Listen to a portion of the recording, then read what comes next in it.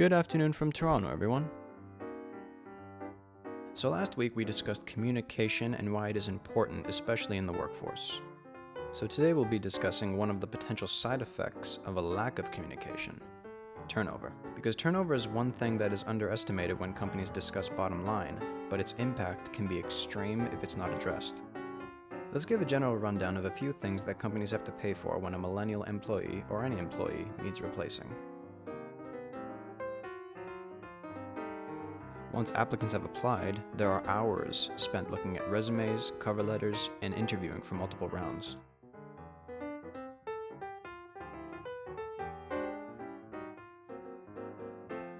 And these are all hours that cost companies lots of money. By the time this whole process takes place, a company has spent anywhere from $15,000 to $25,000. And that's just to replace one millennial employee. How you build your company culture will dictate your employees' demeanor at work, which will then dictate their productivity, which will finally dictate the success or failure of the company. Let's explore how that happens. According to the Department of Economics at the University of Warwick, happy workers are 12% more productive at work. And according to Gallup, the lower productivity of disengaged workers as a side effect of weak culture penalizes just American businesses by about $300 billion.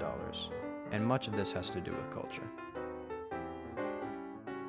A Columbia University study shows that the likelihood of job turnover at a company with strong company culture was 13.9%, whereas likelihood of turnover at a company with a weak company culture was 48.4%.